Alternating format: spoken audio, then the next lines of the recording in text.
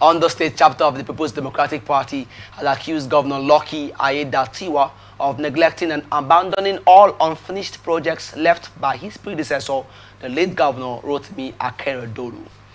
The opposition party made the claim in a statement issued by its Director of Media and Publicity, Mr. Late Akeredolu, on Sunday.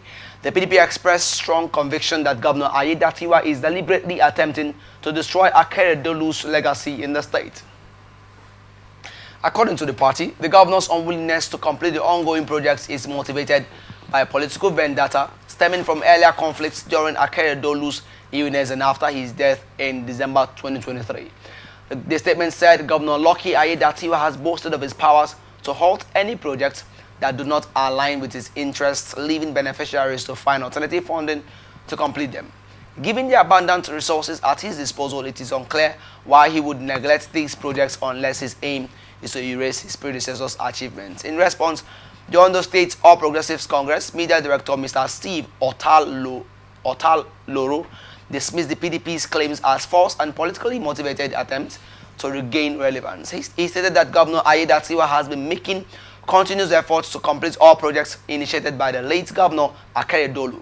Otaloro said Governor Aiyedatiwa served as deputy governor under Akeredolu's administration and sees that legacy as his own. It is therefore absurd to suggest he would undermine it by neglecting ongoing projects.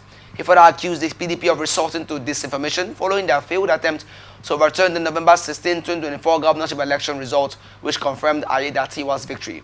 The APC advised the opposition to focus on resolving internal party crises, including multiple defections by sitting governors, instead of spreading falsehoods to mislead the public. Let me get your thoughts on this story before I go into legacy continuation as a leader. You see, Ondo State in the news again for a very negative reason. Aiyedatiwa ruled on the benevolence of Bola Ahmed Tinubu to come to power, because the powers that be, the kitchen cabinets or the cabals that sat around the late Akeredolu never wanted him, including Betty, the wife of Akeredolu. So when PDP come out to paint the narrative they are painting, they are playing the opposition. Because if it were to be APC, they will even go overboard. Okay. Because we know how APC plays their opposition. Whether you lose election or not, it should not be Otaro's concern, but his concern would be: is there element of truth in what the PDP is saying? The answer is yes, because we have a culture of neglect. Most of our politically exposed office holders, they always want to make their names. Like I said in one of my discourse, when I was asked about political party and manifesto, they don't have manifesto, they don't have constitution. That is why somebody will be coming. No, that is across board. Most. No, across board, because once you are coming for an election, you hear of agenda. Like the one Bola Tinubu has now is a renewed hope agenda. Where are the manifesto of APC as a political party? You had you had one of his aides who just resigned, Aliyu Ahmed. You had the one that Erufai have been going about saying that, and Rotimi Amechi have been saying that this is not the progressive party. This is not the ideology of the party we call a progressive party. They have their own acronym. PDP they are Democrats. Those people pride themselves as progressives. Since 2015 till now, what is the progressive input APC has made in Nigeria? They are busy making individuals to be multimillionaires. Just like Feni Farana just said, that if you say the policies of Tinubu is working, it's working for the bourgeois, for the public exposed persons is not trickling down from the narrative I painted for you about this Eid that have just been concluded, that we're just coming out from the holiday. Mm-hmm. How did people fare? How did people fare? And that brings me to mind what I wanted to say then about some that the government should look at those policies, okay, that all those private school owners, I don't know their terms and conditions and the template, but it is becoming a very dangerous signal in Nigeria and the precedents being set that when federal government declares a public holiday, some schools now take the one they will obey and the one they will not obey. I don't know whether I have come across it. Chimezie. I said I will ask some of my northern friends if they also do same with the Muslim schools, some of the Islamic schools. Maybe when Christians have, you know, I pity this country called Nigeria. You see what we are fighting. We are fighting religion. We are fighting ethnicity. Nobody is talking about the center, the meat at the center. That should make all of us, bring all of us at par. Make us progressive. Make us developed and civilized. Who is even painting this narrative that you are Muslim, you're assuming without considering that I am born by a Muslim parent? Will I not be a Muslim? In this station, do you people take barriers in inviting guests? The answer is no. Even some churches, I've seen them even prefer a northern security man. Somebody will finish beating and prefer a northern security man to employing even a brother from his own community. But when it comes to some certain things, we begin to play ethnicity and religion. That a public holiday, national public holiday, is not state, will be declared. And some schools, you people in the media, you should verify some of those things. It just happened that some people were going to school, private schools, in this Port Harcourt.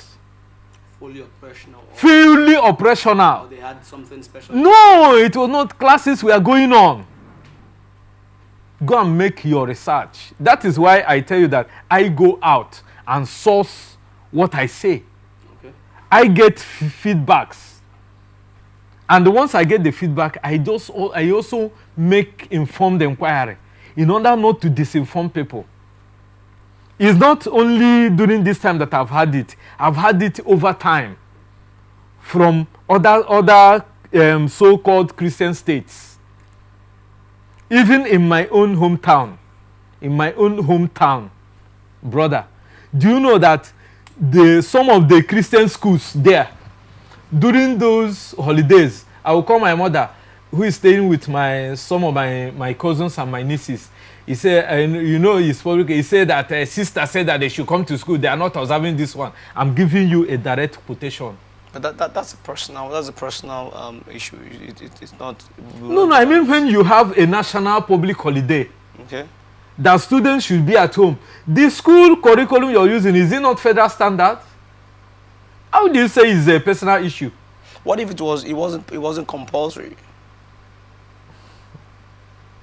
Do you know where I'm coming from? I'm trying to get where you're coming from. Do you know my position in the society apart from this? Okay. Do you know where my leanings are? Mm. Do you know my profession? I do. You do. So I'm telling you from a position of knowledge. So what I'm trying to say here is that what they are saying, what PDP is saying, cannot be wished away. But because of our culture of continuity and maintenance culture. Remember that Akeredolu in Ondo State was a phenomenon. Should Governor Aiyedatiwa be more concerned about cementing the legacy of Akeredolu instead of dishing out his own policies and then maybe probably yoking both of them together? Because what PDP is saying is that he is And he's neglecting those projects carried out by the late Akeredolu in order to undermine the legacy. So their emphasis could be said to be on the legacy, not on the development of the state. See, there is no public infrastructure that has a public face that is not a legacy. Even when you're doing a 1 kilometer road, is it only one person? Somebody can come from Abuja and is moving through that path. Do you understand? It becomes a legacy of the person that did it, even if he's an individual. So when you talk about legacy and him bringing his own way, that's not the narrative here. Is that you is with those projects are instituted with taxpayers' money, approval from the State Executive Council, which he was a member when he was a deputy to Akeredolu. Is it not? Yeah. Then, when you see that those projects has human face, is to the benefit of those people. Remember that in Nigerian politics, once it favors you, begin to, move projects to where your people, the people that supported you most, and where your allies are. Like in River State now, when Nyesom Wike was here, you heard that some roads were not constructed because it has a political beef with somebody over that one particular person. Because of it, you will leave a road that thousands of people are making use of because you have a political beef with somebody. That is the same narrative here. That maybe because of the fallout with Akeredolu's widow, Betty, and you know where Betty's stand had been. He didn't want Akeredolu to come, and she did not hide it.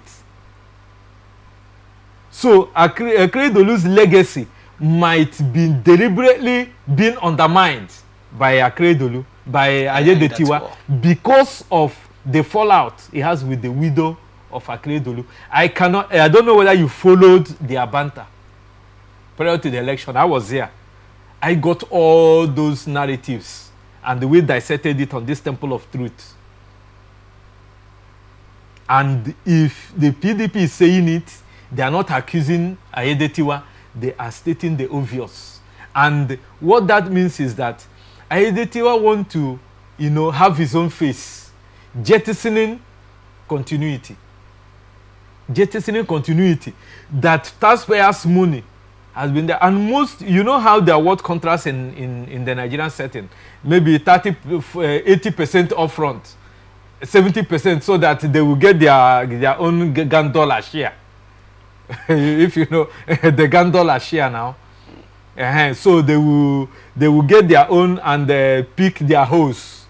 So when the other person comes and that contract has festered, the renewal, what do they call it? The renewal of the contract or checking the valuation now will bring, because most of the contractors may not have the wherewithal to continue after deduction of the $1 issue. So when the new administration comes in, I want to reevaluate it. You find out that the monies that will be put in will now be equal to what has been paid upfront, which will also deter the new administration to be funding a contract that is hitherto been funded. Maybe you should be talking about paying only 20% remaining of the contract, or even if you are reevaluating it because of the dollar issue, it will not be more than 30%. If somebody had been paid 80%, do you get the narrative I'm painting? No. But because of the way we award contracts here, and also the contractors that take it because they want to have something doing, they take a contract that you'll be paid 1 billion, and somebody is giving you 300 or 300 million. Do you understand? And they're telling you that I've paid you 700 million of this contract, but why you know that you're receiving 300 or 400 million? Then when the evaluation will come, that's where the meat of the matter is, because it is assumed by paper rhetorics and by agreement that you are being owned only 300,000, is it not? 300 million left. But when you come to the valuation of the work and what has been put in place, it is not commiserate with 700 million that has been said to be paid. That's where the problems of those projects linger. Which you will now understand that if PDP is saying, have they also made their investigations to find out if Akeredolu met the monies being had said to be paid to the so-called contractors, and why they have left it, and why is Aiyedatiwa reluctant in reviewing it? Because it will also shake his own administration in trying to have his own face. Remember also that there has been a fallout between Aiyedatiwa and how he's funding the Amotekun security, which we have spearheaded, and that was why Akeredolu was being chastised, and what also cast his legacy in gold. There was for and against. Okay. So these are some of the narratives that you will look at and say, PDP saying the truth, yes. Are there more to it also? Why Aiyedatiwa is abandoning those projects? Yes. Are there also a vendetta intent in the midst? The answer is yes. Because of those commissioners, those super commissioners that served in the Akeredolu administration, those who said over their dead body, Aiyedatiwa will not come in. And now Aiyedatiwa, through the remember that Aiyedatiwa was also given a form to fill, signing his own resignation if he ever touches those super commissioners. He didn't get that. By the time Akeredolu was incapacitated and eventually his demise, there was the back and forth of those who were running the government of Ondo State. And Mr. President had to step in and wield the big stick. And Aiyedatiwa, as an acting governor, was not given all the powers. He was now made to sign the dotted lines that once there is a shake-up in the cabinet, you are already losing your seat. And he played the cool, knowing that what lies ahead, if he's able to get the governorship endorsement by Ahmed Tinubu, the coast will be clear. Those other factions loyal to Betty Akeredolu lost out, and Aiyedatiwa. So those narratives you are hearing are still the fallout of what happened prior to the 2024 November 16th state governorship election.